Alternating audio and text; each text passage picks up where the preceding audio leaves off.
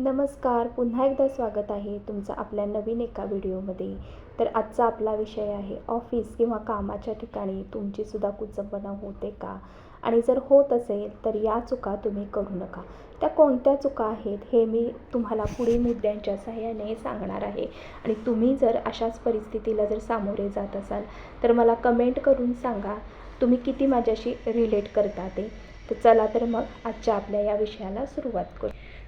तर पहिला आपला मुद्दा आहे की तुम्ही जर हे सगळी जर तुमची हॅरॅसमेंट किंवा तुमची जी होणारी फसवणूक आहे ती जर तुम्ही शांतपणे बसून जर बघत असाल तर ते तुम्ही पहिल्यांदा बंद करा.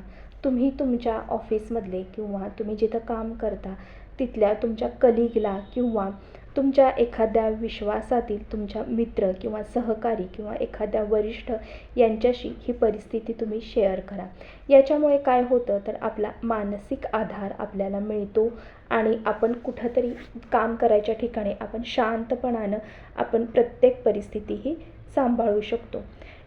दुसरा मुद्दा असा आहे की येईल तो दिवस गेला आणि नंतर मग तुमच्याकडे ज्यावेळेला एखादी कंप्लेंट आली किंवा तुमच्या विरुद्ध एखादा क्लेम जर तिथं जर उभा जर राहिला तर तुमच्याकडे त्याचे पुरावे पाहिजेत.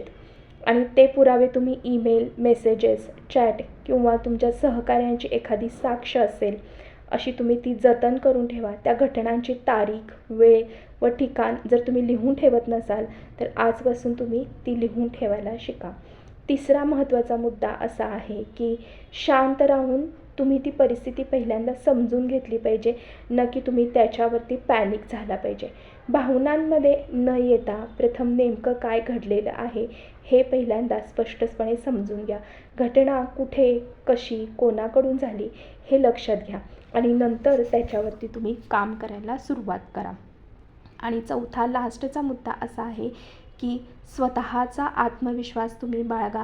तिथं तुम्ही कमजोर न पडता, तुम्ही तिथं कोणत्याही प्रकारची कमकुवतपणा न येऊन देता, तुम्ही त्या हॅरॅसमेंटला न घाबरता स्वतःला दोषी समजू नका.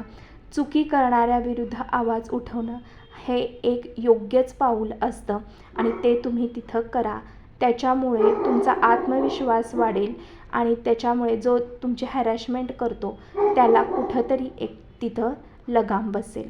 थोडक्यात म्हणजे न घाबरता योग्य तो मार्ग काढून परिस्थितीला तुम्ही सामोरे जा आणि या परिस्थितीतून मार्ग काढून तुम्ही तुमची नोकरी किंवा तुम्ही जे ऑफिसमध्ये जे काम करता ते तुम्ही छान पद्धतीने करा व स्वतःची प्रोग्रेस करा.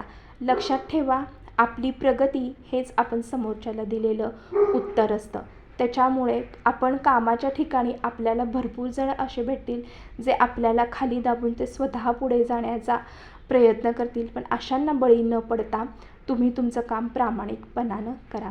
आजचा हा व्हिडिओ आवडला असेल तर नक्की लाईक करा, शेअर करा, सबस्क्राईब करा. पुन्हा भेटूया नवीन एका व्हिडिओमध्ये. तोपर्यंत धन्यवाद.